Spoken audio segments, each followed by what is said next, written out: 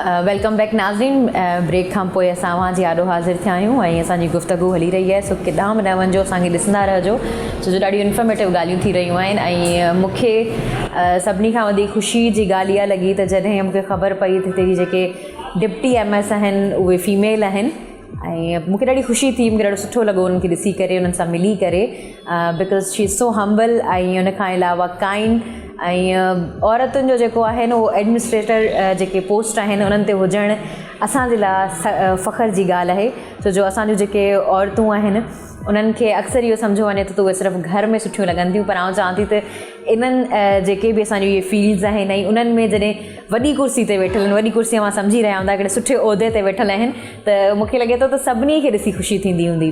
उन्हनि जा वालदीन जेके आहिनि उहे फ़ख़्रु महसूसु कंदा हूंदा ऐं उन्हनि खे जेके बि असांखे TV ते ॾिसंदा उहे बि सभु फ़ख़्रु महसूसु कंदा। मूंखे बि ॾाढो फ़ख़्रु महसूसु थी रहियो आहे त डॉक्टर किरण जबीन साहिबा असां सां गॾु मौजूद आहिनि। आपको प्रोग्राम में ख़ुश आमदीद कहते हैं, वेलकम कहते हैं। और पाण जेके आहिनि उहे मुख़्तलिफ़ जेके आहिनि उहे उहिदनि ते रही चुकियूं आहिनि, हींअर 19 ग्रेड में आहिनि ऐं जेके बि मुख़्तलिफ़ उहिदा आहिनि उहे किथे किथे रही चुकियूं आहिनि, कीअं रही चुकियूं आहिनि, उन्हनि सभिनी शयुनि ते असां ॻाल्हाईंदासीं। असां लियाक़ताबाद जेके आहिनि उन हॉस्पिटल में मौजूदु आहिनि ऐं उन्हनि जी जेका डिप्टी MS आहिनि उहे फीमेल आहिनि, डॉक्टर किरण जबीन साहिबा, उन्हनि जी तरफ़ हलूं था, उन्हनि सां गुफ्तगू कयूं था, उन्हनि जो छा एक्सपीरियंस है हिते।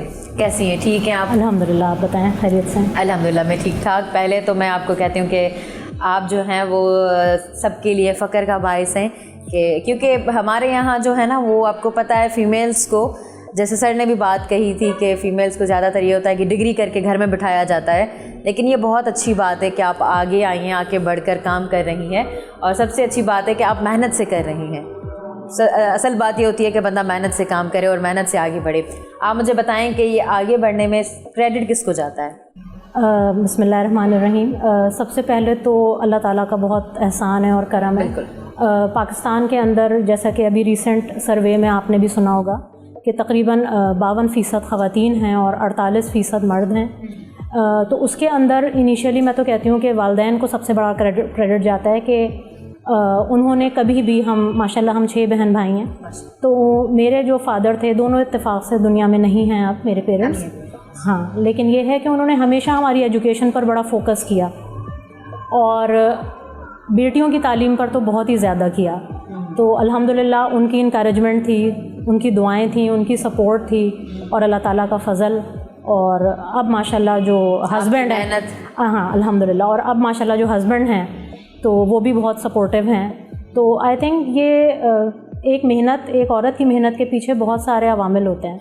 ये अकेली अगर मैं भी चाहती तो मैं नहीं कर सकती थी, जब तक कि इन सब का साथ ना होता, सपोर्ट या कोऑपरेशन ना होती।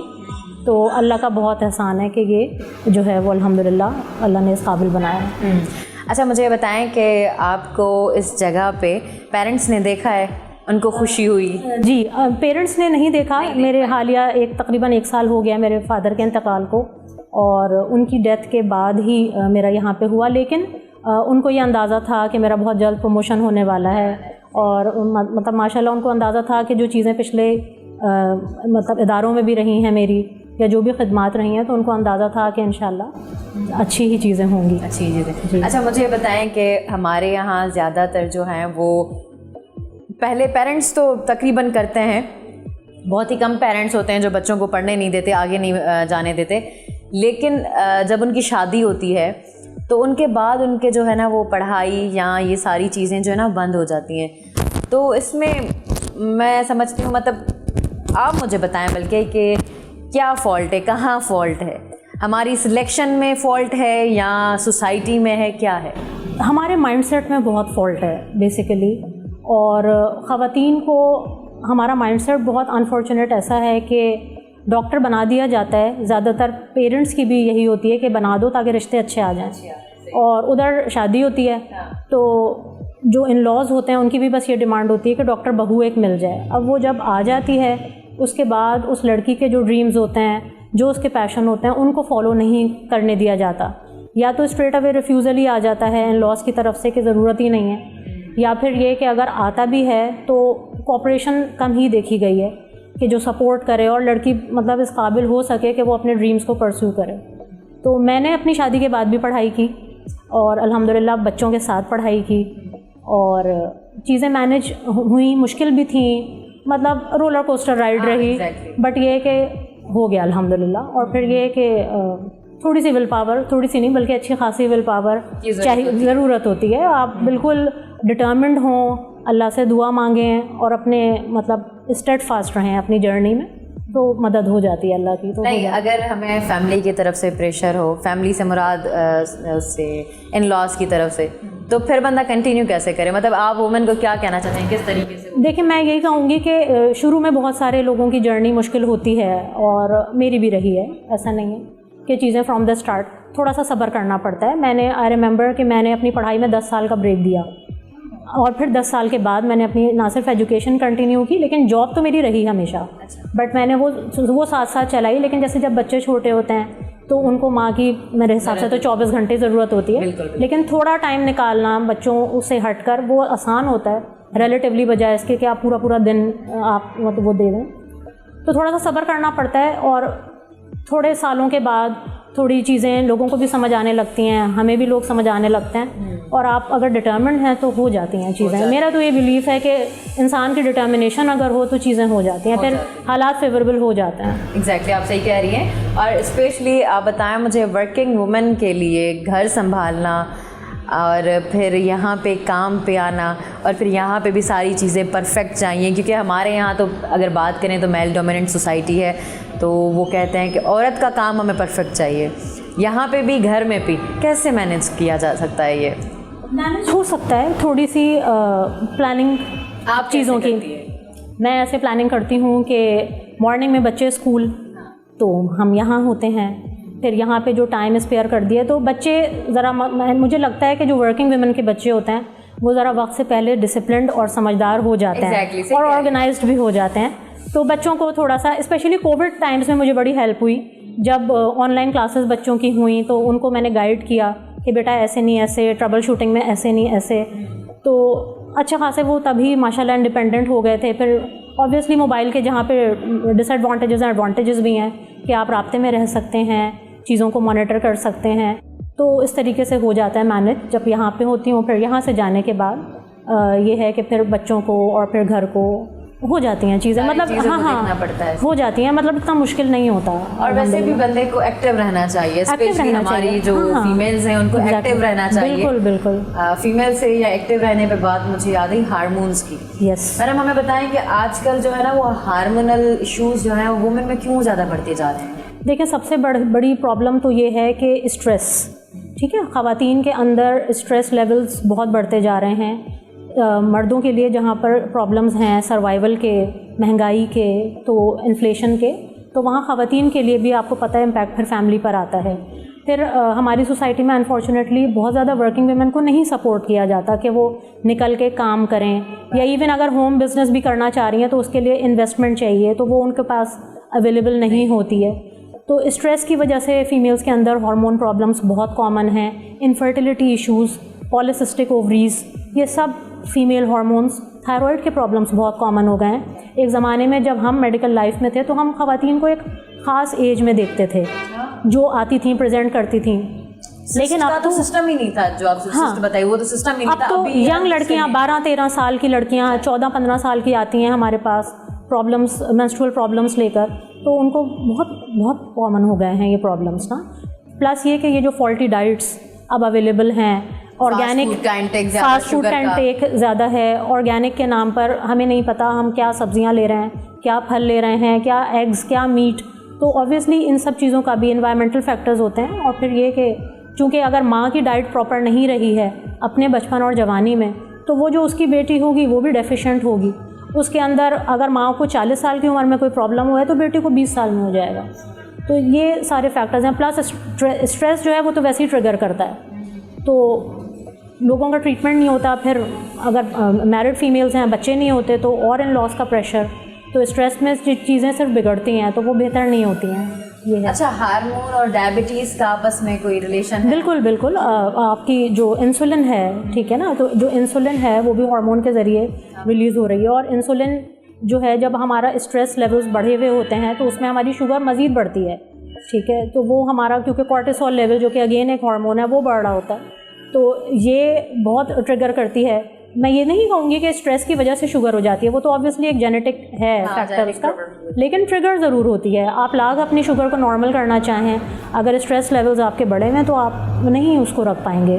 आप लाख इंसुलिन ले लें, ओरल हाइपोग्लाइसेमिक्स का यूज़ कर लें, लेकिन वो है एक मतलब एक चीज़ हो गई। बिल्कुल बिल्कुल। अच्छा, मुझे बताएं कि जैसे आप शुगर की बात कर रही हैं, तो शुगर जेनेटिकली होती है और दूसरा स्ट्रेस की वजह से आती है। जेनेटिक फैक्टर्स होते हैं और एनवायरमेंटल फैक्टर्स। एनवायरमेंटल फैक्टर्स में आपके ये हैं कि जी आपने कंट्रोल नहीं किया, आप अपना अनहेल्दी डाइट ले रहे हैं, वॉक नहीं कर रहे हैं, आप अपनी जो टाइमिंग जो मेडिसिन हैं वो टाइम पे नहीं ले रहे हैं, रेगुलर अपनी शुगर की मॉनिटरिंग नहीं कर रहे, जगह जगह क्वैक्स बैठे हुए हैं जो शहद के ज़रिए और गुड़ के ज़रिए वो शुगर के इलाज कर रहे होते हैं। ऑब्वियसली एवरीवन नोज़ कि ऐसा कुछ भी नहीं होता।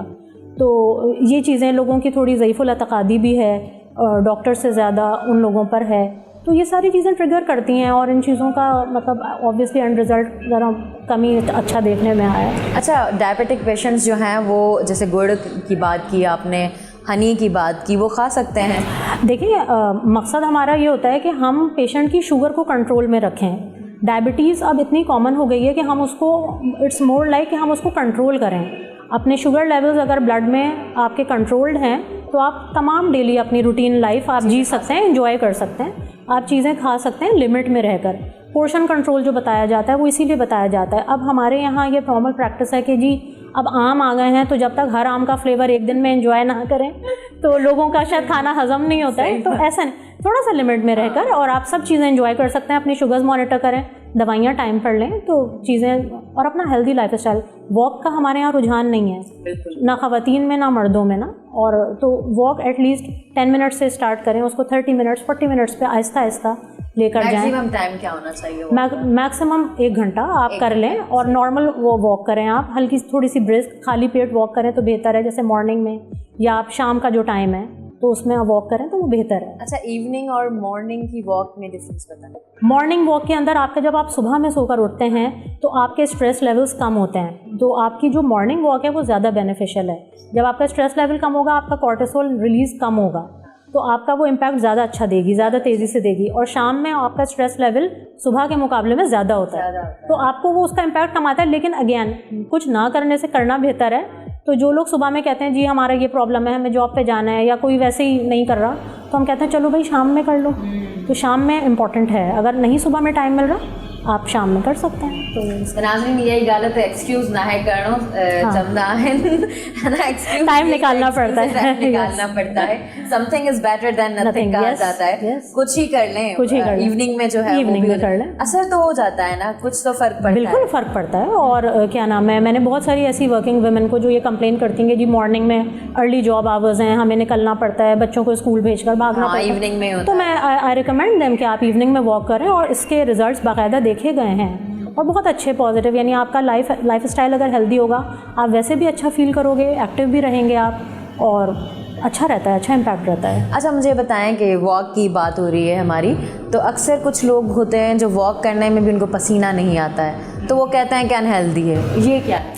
हाँ, क्योंकि देखिए हमारा जो बेसिक अल्लाह ताला ने ब्रेन के अंदर मैकेनिज़्म रखा हुआ है, तो उसके अंदर कुछ ऐसे ग्लैंड्स होते हैं जो कि स्वेट भी प्रोड्यूस कर रहे थे, और हमारी जो स्किन है, सर की स्किन है या फेस की, तो उधर कुछ ग्लैंड्स होते हैं, सेबेशियस ग्लैंड्स, तो उनका काम ही ये है कि वो सीबम ऑयल प्रोड्यूस करना। कुछ स्वेट ग्लैंड्स रखे हैं अल्लाह ने हमारे जिस्म के ख़ास हिस्सों में, तो उनका काम ही यही है। तो इस कंडीशन को हम कहते हैं एनहाइड्रोसिस, यानी कि पसीना ना आना। तो बेसिकली पसीना आना भी एक कुदरती मैकेनिज़्म है कि आपका अंदर का जो बॉडी टेम्परेचर है वो रेगुलेट होता रहे। अगर हमें पसीना बिल्कुल नहीं आएगा तो हमारा अंदर हाइपरथर्मिया यानी ज़्यादा टेम्परेचर बढ़ने की जो एक मेडिकल कंडीशन है वो क्रिएट हो जाएगी, जो कि अगेन बहुत डेंजरस होती है। तो अल्लाह ताला के जो नेचुरल सिस्टम्स हैं उनमें जो है वो इसीलिए बनाए गए हैं कि वो बैलेंस बॉडी का, जिसको हम कहते हैं थर्मल रेगुलेशन, वो मेंटेन करते रहें। तो वो ऑब्वियसली वो अनहेल्दी है अगर किसी को जैसे बिल्कुल पसीना नहीं आ रहा। अच्छा, वॉक में नहीं, वैसे ही जैसे आम लोग हैं, हम बाहर जाते हैं तो हमें आ जाती हैं पसीने, तो वो बहुत बेनिफिशियल है, वो बहुत अच्छा है। अगर आपको वॉक के दौरान दूसरों को ना आए तो, और दूसरों को अगर देखें, दूसरों को बाज़ दफ़ा ऐसा होता है कि उनको आ रहा होता है, लेकिन चूँकि वो पसीना बहुत ज़्यादा नहीं होता तो उनको महसूस नहीं होता। लेकिन अगर उसको हम कहते हैं इनसेंसिबल लॉस, पसीने को हम वैसे भी इनसेंसिबल, तो अगर उनको आ रहा है लेकिन उनको बहुत ज़्यादा महसूस नहीं हो रहा, but again it's healthy for them कि उनकी बॉडी में से स्वेट प्रोड्यूस हो रहा है, लेकिन अगर वाक़तन बिल्कुल नहीं आ रहा तो they need to get check for their hormone level again कि जी कोई मसला तो नहीं है, तो फिर उसकी मेडिसिन होती हैं। अच्छा, हम आगे भी इस बात को बढ़ाएंगे, लेकिन अभी जो है ना वो टाइम हो गया शॉर्ट ब्रेक का, उसकी तरफ जाते हैं। तो नाज़रीन के नाम बनाए वंजो लिसनर है जो वेलकम बैक नाज़रीन। तमाम जेका है वो चऊं त ॾाढी नंढी बेसिक जूं ॻाल्हियूं थियनि पियूं, त असां नंढे लेवल जूं ॻाल्हियूं कयूं पिया, वॉक महिल पसीनो अचे थो नथो अचे, ऐं इहो हर माण्हू जो जेको आहे न उहो ज़हन में क्वेश्चन हूंदो आहे त जेकॾहिं वॉक महिल या ईअं ई जेकॾहिं असां ॻाल्हि कयूं, काफ़ी असांजे आसपास में सराउंडिंग में माण्हू अहिड़ा हूंदा आहिनि जेके वेठल हूंदा आहिनि, असां जेके न पसीने सां पूरो पघर में शिमोंदा आहियूं ऐं अॻे वारे माण्हू खे पघर ईंदो ई न आहे।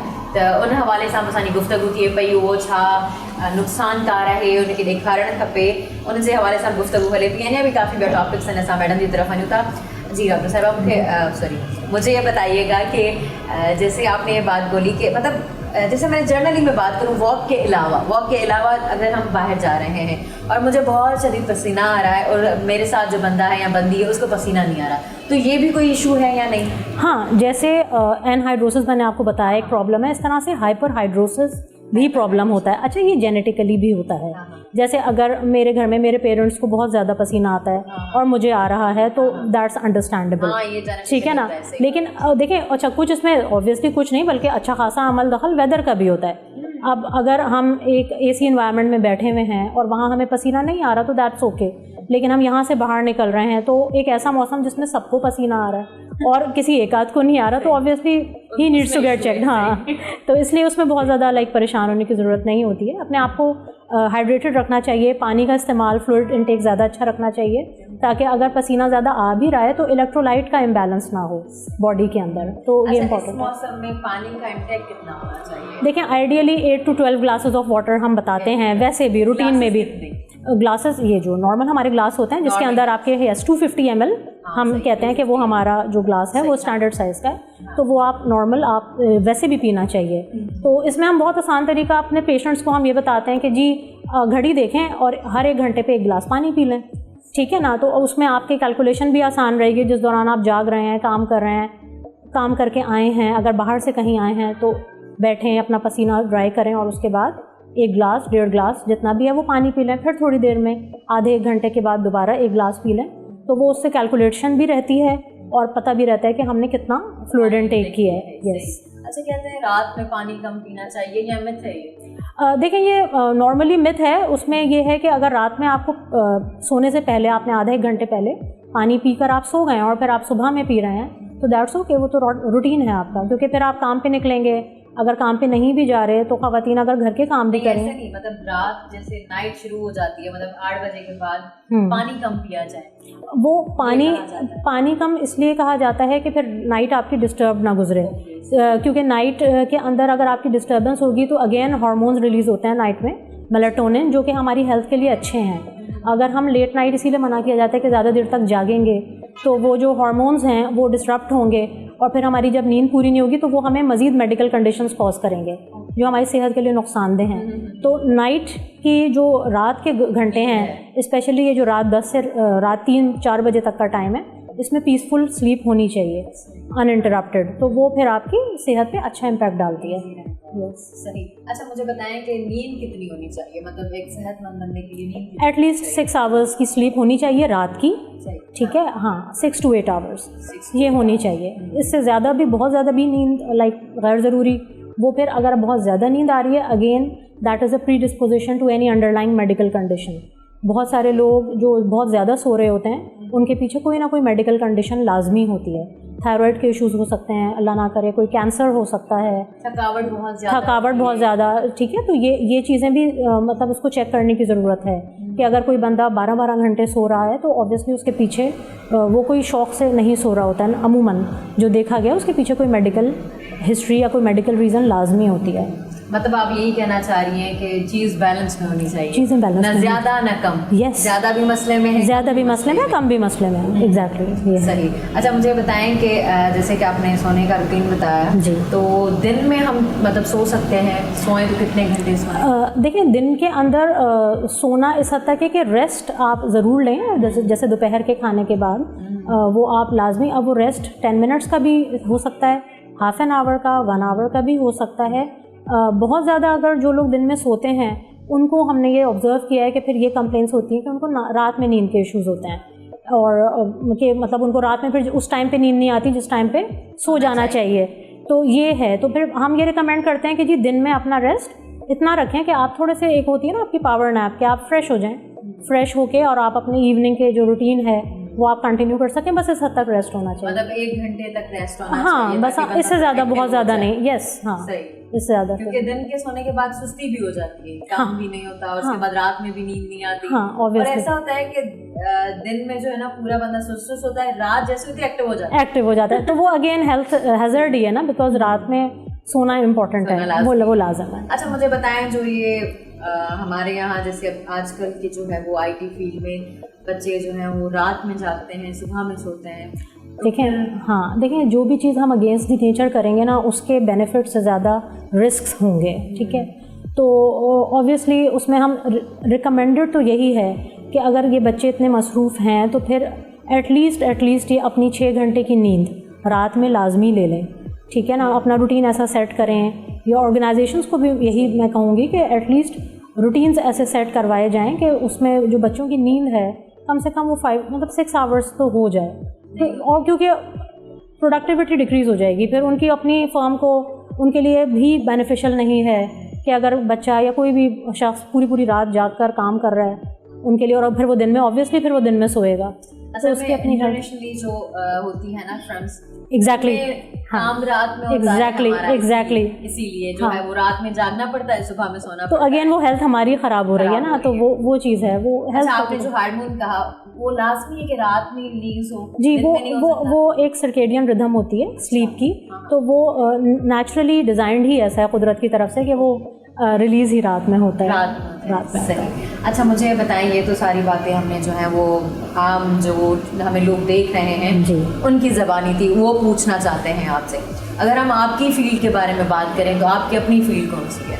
मेरी अपनी फील्ड, मैं पैथोलॉजिस्ट हूँ बेसिकली, और मैनेजमेंट साइड में मैंने हेल्थ मैनेजमेंट में MBA किया है, तो मैं मैनेजमेंट और पैथोलॉजी दोनों लुक आफ्टर करती हूँ। अच्छा, आपने MBA भी किया हुआ है? जी, मैंने MBA हेल्थ मैनेजमेंट में MBA किया है। जी, सही। अच्छा, मुझे बताइएगा कि पैथोलॉजिस्ट जो आप कह रही हैं उसको हम अगर आसान लैंग्वेज में करें, आसान में वो उसको समझाना चाहें तो वो क्या है? देखें, पैथोलॉजिस्ट का बेसिकली काम डायग्नोस्टिक साइट पे होता है।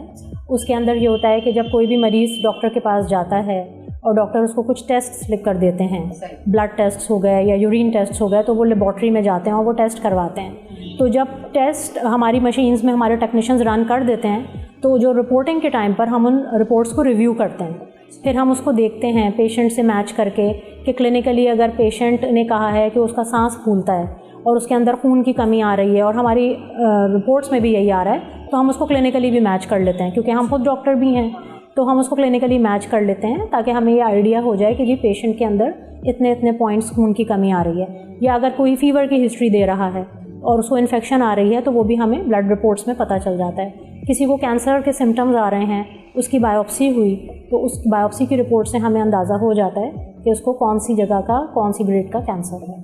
अच्छा, कैंसर के क्या सिम्टम्स हैं? जैसे आपको तो ज़्यादा इन चीज़ों में एक्सपीरियंस होगा। जी, देखिए, कैंसर के सिम्टम्स डिपेंड करता है कि बॉडी के किस पार्ट में कैंसर आया है, जो उसकी प्राइमरी साइट है वो क्या है। लिवर के सिम्टम्स अलग होते हैं, भूख ना लगना। सबसे इम्पॉर्टेंट सिम्टम जो कैंसर का है, जिस पर हम कहते हैं कि मरीज़ को थोड़ा अलर्ट हो जाना, वो है कि weight loss, significant weight loss. मरीज़ आकर ये बताएगा कि जी डॉक्टर साहब, मेरा 4 से 5 महीनों में कोई 8 से 10 किलो वज़न गिर गया है। तो अचानक से इतना significant weight loss without any work, yes, तो वो इतना ज़्यादा सिग्निफिकेंटली किसी और बीमारी में नहीं गिर रहा होता, अनटिल अनलेस उसको ट्यूबरक्लोसिस वगैरह ना हो, उसमें भी गिरता है, ठीक है। बट ये है कि कैंसर जो है फिर उसके लिए वर्कअप होता है पेशेंट का, और उसके सिम्टम्स के हिसाब से फिर उस ऑर्गन की बायोप्सी करवाई जाती है, फिर उसका ट्रीटमेंट होता है और फिर उसके हिसाब से उसकी अकॉर्डिंगली प्रोग्नोसिस चलती है। तो हर बॉडी पार्ट का सिम्टम अलग होता है, लेकिन इन जनरल जो वेट लॉस है वो आपको हर कैंसर के पेशेंट में मिलेगा, हर कैंसर। अच्छा, मुझे बताएं कि मंथ में अगर बंदा कोई डाइट भी ले रहा है और वॉक वगैरह ये सारे वर्कआउट में, तो कितना किलो वजन कम होना चाहिए? देखिए, healthy for a healthy person मैं ये कहूँगी कि अगर बड़ी रिलीजियसली वॉक कर रहा है, लाइफ स्टाइल मॉडिफाई किया हुआ है, एवरेज हम देखते हैं कि जी 1/2 to 1 kg जो हमारा सेटअप है उसमें, हाँ, एक एवरेज महीने का, क्योंकि टाइम फ्रेम आप बहुत शॉर्ट मुझे बता रही हैं एटलीस्ट। और हम जो परसिस्टेंट है वो भी यही होता है कि जी अगर आपने अपना वेट को मेंटेन करना है तो आप बहुत जल्दी अपना वेट रिड्यूस ना करें कि जी 2 महीने के अंदर कोई 6 किलो कम, वो फिर उतनी ही उसका रिवर्सल बड़ा ख़तरनाक होता है। तो उसमें हम यही रिकमेंड करते हैं कि अगर आप वॉक करते हैं नॉर्मल पेस पे और आप पोर्शन कंट्रोल पर हैं तो आपका अगर महीने में 1 किलो भी वज़न कम हो रहा है या 1.5 किलो भी, दैट्स फाइन।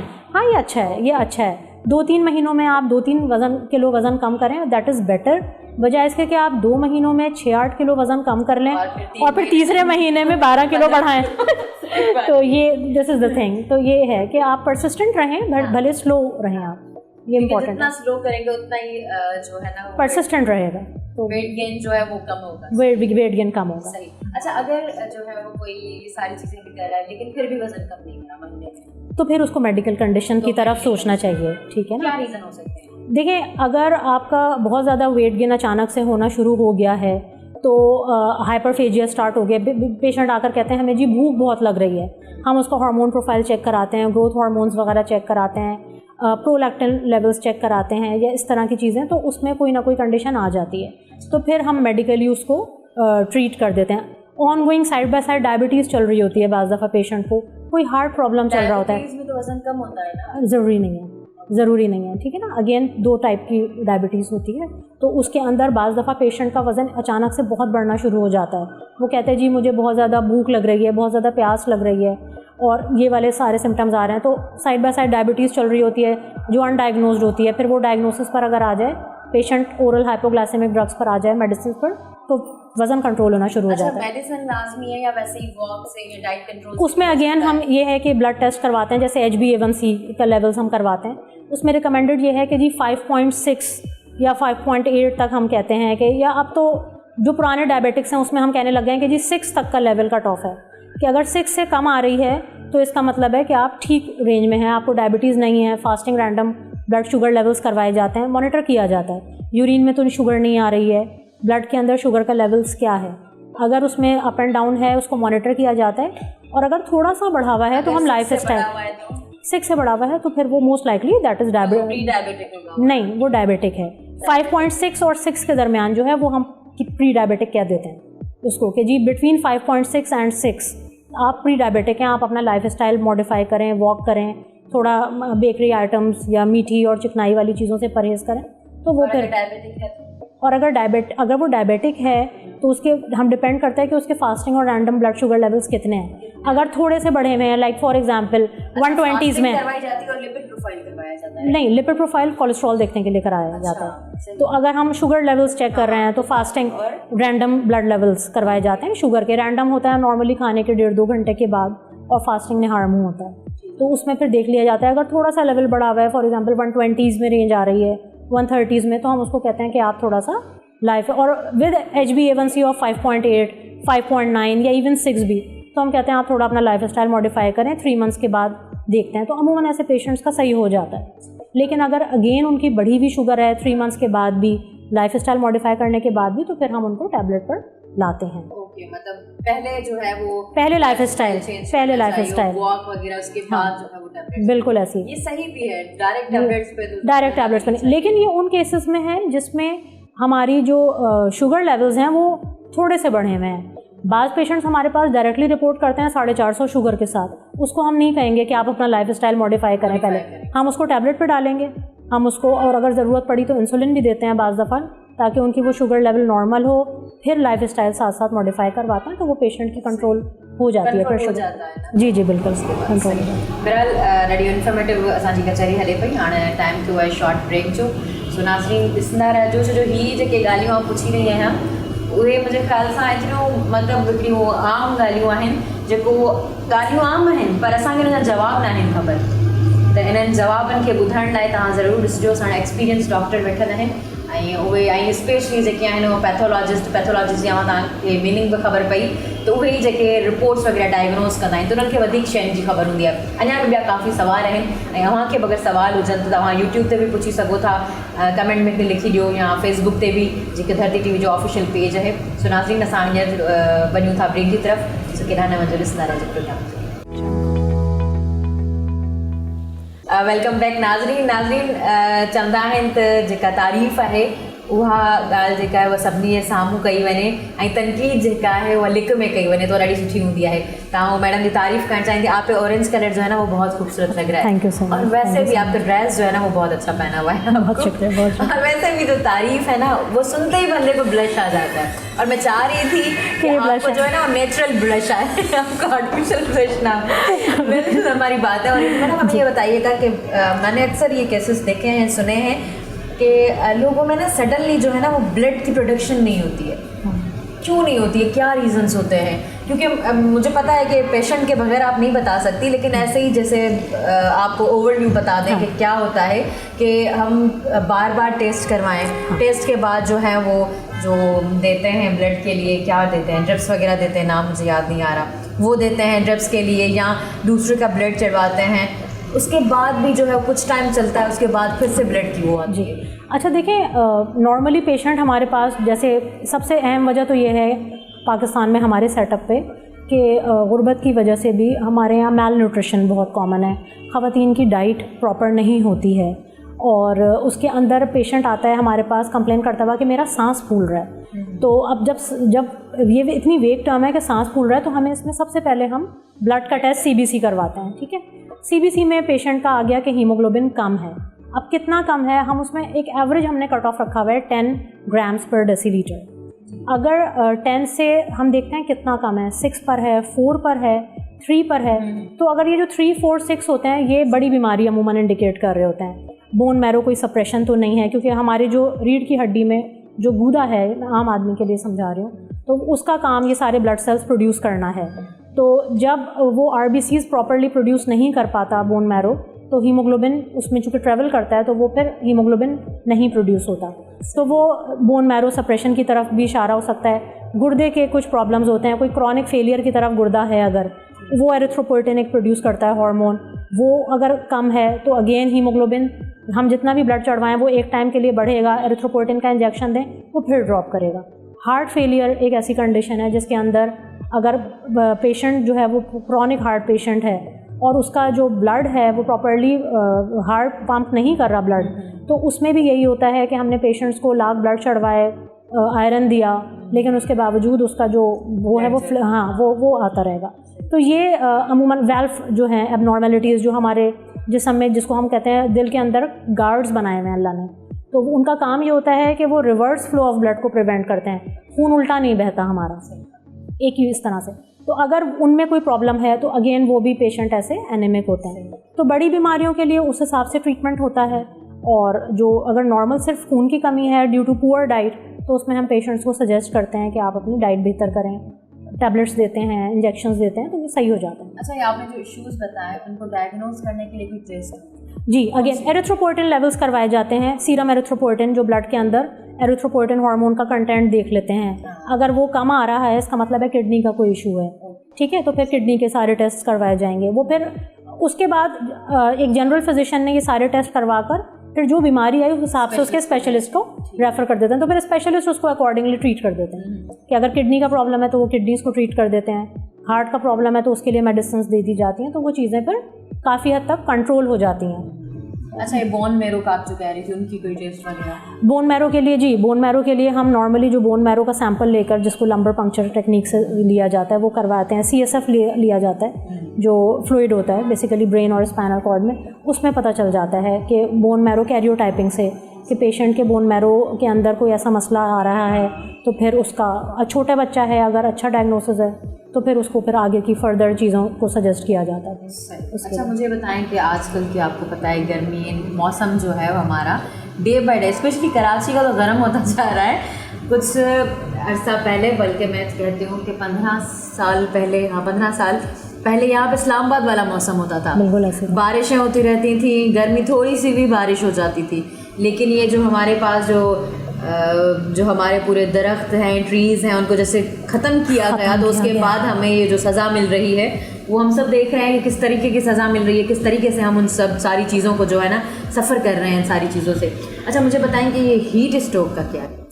हीट स्ट्रोक का ये है कि हमारे यहाँ जो एक तो सबसे ज़्यादा मसला हमारे यहाँ ये है कि एक तो वेदर, जैसा आपने बताया कि दरख्तों को ख़त्म किया जा रहा है, इंडस्ट्रियलाइजेशन बढ़ गई है, पॉपुलेशन बढ़ रही है और अर्बनाइजेशन बढ़ रही है जैसे जैसे, तो उसमें दरख्त ख़त्म हो रहे हैं, तो ऑब्वियसली जो एक ग्लोबल वार्मिंग है पूरी दुनिया में ही हो रही है, तो ऑब्वियसली ये उसका इम्पैक्ट है। दूसरा ये कि वेदर कंडीशंस जब सख्त होती हैं तो फिर हमारे यहाँ जो लोग हैं उनकी इतनी पानी के ऊपर दस्तरस कम ही है, यानी हर एक नॉर्मल आदमी, अगर हम अच्छे से अच्छे लोगों की भी बात करें, वो मेरा नहीं ख्याल कि कोई 3 से 4 दफ़ा पॉसिबल है किसी के लिए कि वो घर में बात ले सके, नहा सके।